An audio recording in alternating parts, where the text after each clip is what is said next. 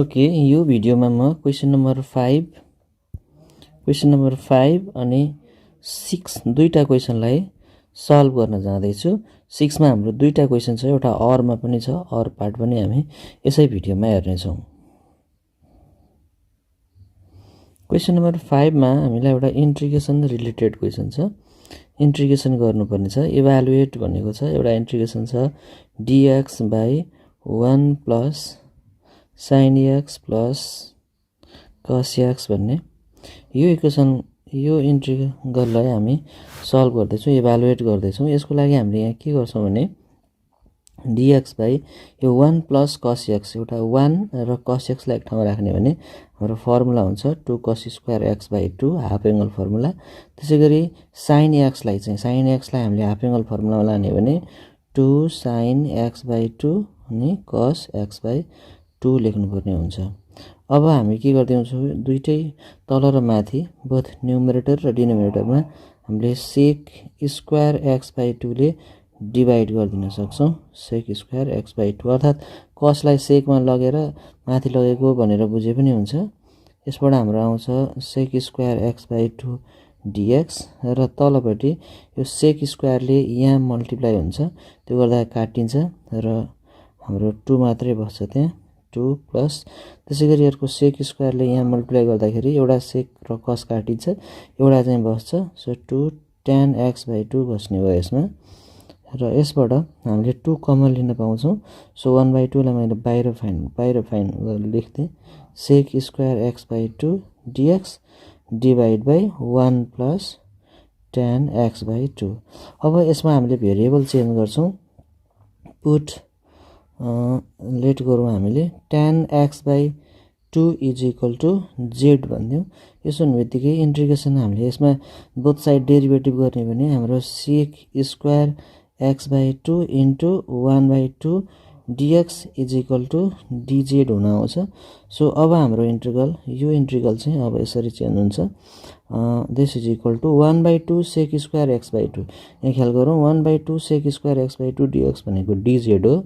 So dz by अनि त्यसपछि 1 plus हुन्छ 1 को 1 नै राखौँ, tan x by 2 भनेको हामीले के गर्न सक्छौँ 1 प्लस z भनेर लेख्न सक्छौँ। यो भयो dz भइहाल्यो। अब यसलाई इन्टिग्रेसन गर्न सजिलो छ। यो डिनोमिनेटरको डेरिभेटिभ न्युमरेटर हुन आउने भएको भएर यसलाई हामी सिधै log 1 plus z plus c भनेर लेख्न सक्छौँ। अब z को भ्यालु रिप्लेस गरिदिउँ, log 1 प्लस z को भ्यालु हाम्रो कति हो त tan x by 2 plus c। यसरी हामीले फर्स्ट क्वेसन अर्थात् क्वेसन नम्बर 5 को इभ्यालुएट गर्न सक्छौँ एउटा integral क्वेसनलाई।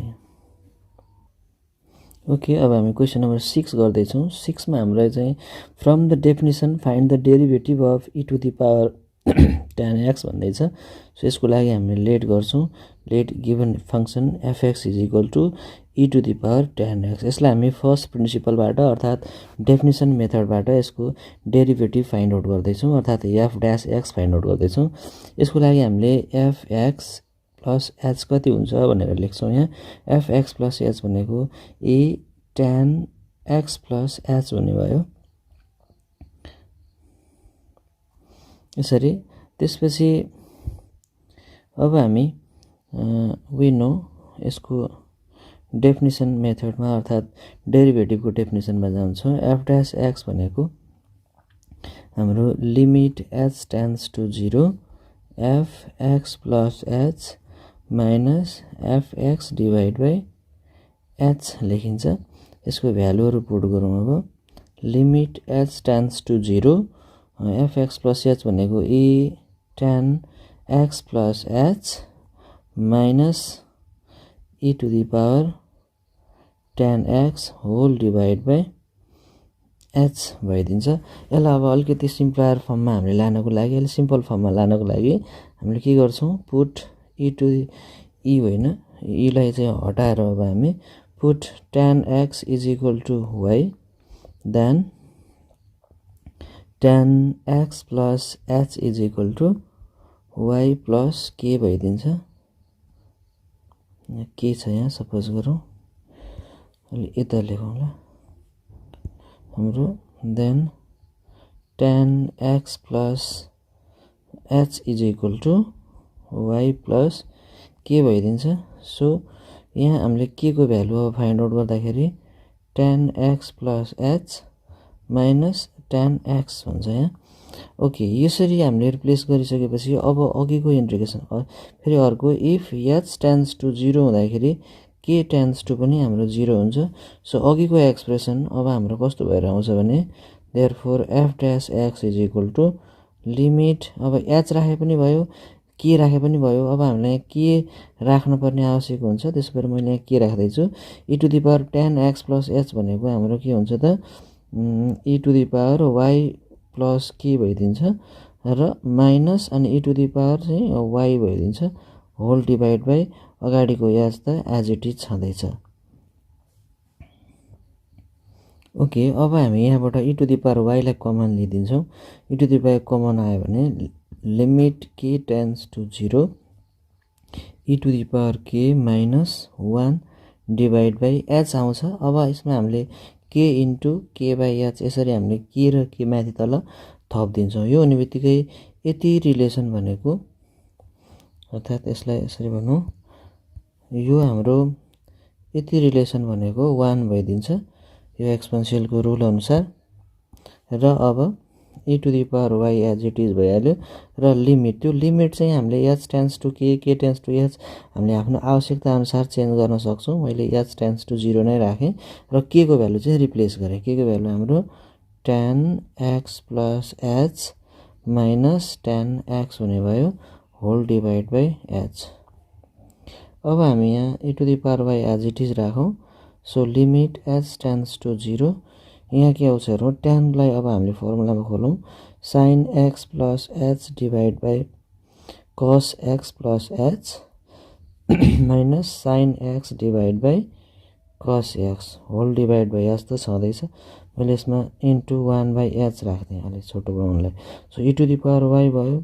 So limit h tends to 0 LCM लिउँ sine x plus h minus cos x sorry into cos x अनि माइनस साइन x इन्टु छ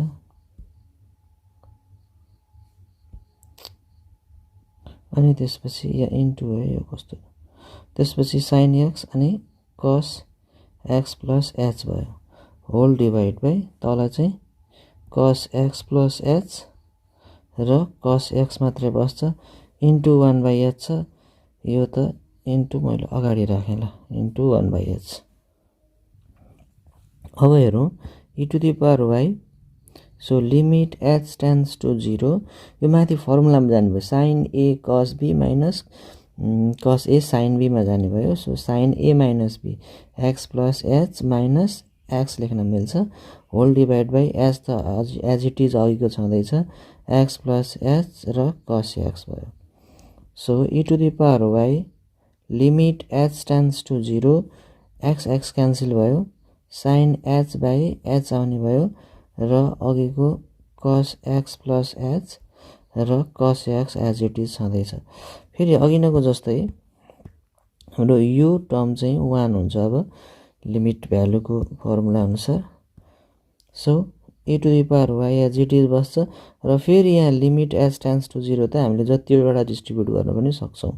so cos x plus h and cos x बस्यो। Finally हामी h को भ्यालु 0 लगाएर यहाँ place गरिदिन्छौँ कस स्क्वायर x आउँछ। So 1 by cos square x into e to the power y भएर आयो। अब y को भ्यालु हामीले रिप्लेस गराइदिने हो भने के हुन्छ, यो सेक स्क्वायर भयो, पहिला त 1 बाई कस स्क्वायर भनेको सेक स्क्वायर x अनि e टु द पावर यो y भनेको tan x हो। यसरी हामीले यसको फर्स्ट प्रिन्सिपलबाट डिफ्रेन्सिएट गर्न सक्छौँ गिभन फङ्सनलाई। ओके, अब हामी 6 कै अर पार्ट मन गर्न जाँदैछु। 6 को अर पार्टमा हेरौँ। 6 को अरमा हामीलाई के दिएको छ, जस्तो स्ट्रेट मिन भ्यालु थ्योरम भनेको छ। यो mean value theorem mean value theorem भन्ने बित्तिकै यो हाम्रो एप्लिकेसन अफ डेरिभेटिभ पोर्सन हो। एप्लिकेसन अफ डेरिभेटिभमा मिन भ्यालु थ्योरम भन्ने बित्तिकै हामीले जेनरली ल्याग्रेन्जेस थ्योरम बुझ्छौँ। ल्याग्रेन्जेस मिन भ्यालु थ्योरम बुझ्छौँ।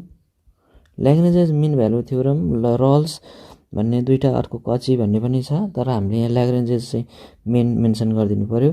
ल्याग्रेन्जेस मिन भ्यालु थ्योरमले चाहिँ के भन्छ भने इफ एफ एक्स एउटा कुनै फङ्सन इज है यसरी एउटा डिफाइन भएको छ, इज कन्टिन्युअस, ए नम्बरमा हेरौँ पहिला, continuous in close interval AB.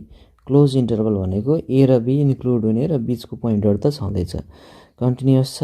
र अर्को चाहिँ डिफ्रेन्सिएबल छ, differentiable in open interval AB.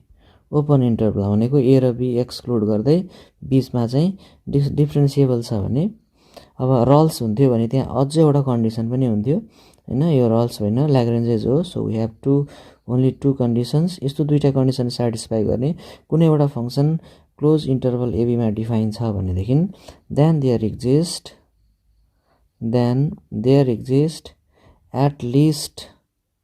At least one point c belongs to AB. हामीले त्यहाँ एउटा कम्तीमा एउटा पोइन्ट हामी भेट्टाउन सक्छौँ। कसरी त भन्दा such that f b minus f a is equal to b minus a times f dash c भनेर यो कन्डिसन सेटिस्फाई हुने गरी हाम्रो एउटा पोइन्ट सी चाहिँ एबी इन्टरभलको बिचमा एक्जिस्ट गर्छ भनेर भन्न सक्छौँ। यसैलाई हामी ल्याग्रेन्जेस मिन भ्यालु थ्योरम भन्छौँ। यसको प्रुभिङ चाहिएन, just we have to state here, state mean value theorem मात्रै भनेको छ। यसैको सेकेन्ड पार्टमा हामीलाई एउटा भेरिफाई गर्नु भनेको छ। यसको सेकेन्ड पार्ट हेरौँ। Second part in the same question here, verify गर्नु छ एउटा function f x verify in भन्नु, यही same function same mean value थ्योरमलाई यो फङ्सनमा भेरिफाई गर्नुपर्ने। F x is equal to 2x square minus 10x plus 29 छ इन इन्टरभल, एउटा इन्टरभल हामीलाई दिएको छ 2,7 भन्ने इन्टरभलमा चाहिँ मिन भ्यालु थ्योरमलाई भेरिफाई गरिदिनु पर्ने। भेरिफाई भन्नाले हाम्रो त्यो एउटा सी भन्ने पोइन्ट क्यालकुलेट गर्ने हो। त्यो सी भन्ने पोइन्ट चाहिँ हाम्रो फाइनल्ली 2,7 भित्र लाइज गर्छ भन्ने बित्तिकै त्यो भेरिफाइड हुन्छ। सो यहाँ 2,7 चाहिँ हामीलाई दिएको इन्टरभल हो भनेर बुझ्नु पर्यो। यहाँ लेट गरिदिउँ, एबी भन्ने इन्टरभल चाहिँ हाम्रो के छ त यहाँ 2,7 छ भनेर बुझौँ। यति भन्ने बित्तिकै अब हामीले यहाँबाट एफ ए क्यालकुलेट गर्छौँ, एफ बी पनि क्यालकुलेट गर्छौँ, त्यसै गरी एफ ड्यास एक्स क्यालकुलेट गर्छौँ, अनि फाइनल्ली एफ ड्यास सीमा लगेर त्यो भ्यालु लगेर पुट गर्छौँ। एफ ए भनेको 2 छ। So 2 into 2 square minus 10 into 2 plus 29 यो कति आउँछ यो हेरौँला। बी भनेको 7 छ। So 2 into 7 square minus 10 into 7 plus 29 छ, यसको पनि क्यालकुलेट गरौँला। एफ ड्यास एक्स भनेको यसको derivative with respect to x हो। सो 2 टु 4x माइनस 10 आउने भयो। सो फाइनल्ली हामीले एफ ड्यास सी भनेको चाहिँ 4c माइनस 10 हो। अब हामीले मिन भ्यालु थ्योरमको कन्डिसनमा लगेर यो सबै भ्यालुहरू राखेर सी पोइन्ट फाइन्ड आउट गरिदिन्छौँ र यदि त्यो सी भन्ने पोइन्ट चाहिँ 2,7 भन्ने इन्टरभलभित्र लाइज गर्यो भने रल्स थ्योरम भेरिफाइड हुन्छ। यसरी हामीले यो क्यालकुलेट गर्ने भने हाम्रो यहाँ 17 र 57 आउँछ।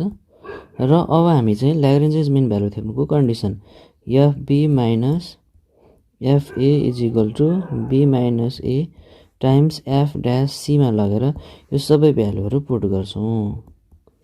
जस्तो एफ बी भनेको कति हो भन्दा 57 भयो। 57 माइनस एफ ए भनेको हाम्रो एफ ए कति छ 17 छ is equal to b minus a b भने 7 हो, 7 माइनस 2 र एफ ड्यास सी भनेको हामीले अहिले भर्खर फाइन्ड आउट गरेका छौँ 4c माइनस 10 भयो। यसलाई सिम्प्लिफाई गर्ने काम अब हाम्रो कति हुन्छ हेरौँ। यहाँ भयो 40 इज इक्वल टु यहाँ 5 टाइम्स 4c माइनस 10 भयो, और यसले यहाँ क्यान्सल गरिदियो 8 भयो। 8 प्लस 10 यता आउने भयो 4c, यहाँ 18 इज इक्वल टु 4c भयो, और c को भ्यालु कति भयो त 4.5 भयो। यो अब हाम्रो रिक्वायर्ड अर्थात् गिभन इन्टरभलभित्र लाइज गर्छ कि गर्दैन भन्दा इजिली गर्छ। हाम्रो के थियो 2,7 ओपन इन्टरभलभित्र गर्नुपर्छ है, फेरि 2 र 7 बाहेक भित्रपट्टि चाहिँ पर्नुपर्छ। 4,5 भने 4.5 भनेको 4.5 भयो, त्यो इजिली यसमा लाइज गर्छ। हेन्स र Lagrange's mean value theorem is verified भनिदिने हो। सक्यो। यसरी हामीले यो भिडियोमा क्वेसन नम्बर 5, 6 को फर्स्ट क्वेसन र यसको अर पार्ट पनि गऱ्यौँ, अर्थात् 5 र 6 नम्बरको कम्प्लिट गऱ्यौँ। यो हाम्रो ग्रुप ए यसरी कम्प्लिट भयो। ग्रुप बी अर्थात् ग्रुप बी हामी यहाँ गर्दैनौँ, ग्रुप सी को क्वेसनहरू गर्छौँ। यसको लागि अर्को यो भिडियोको अर्को पार्ट हेर्नुहोला। Thank you.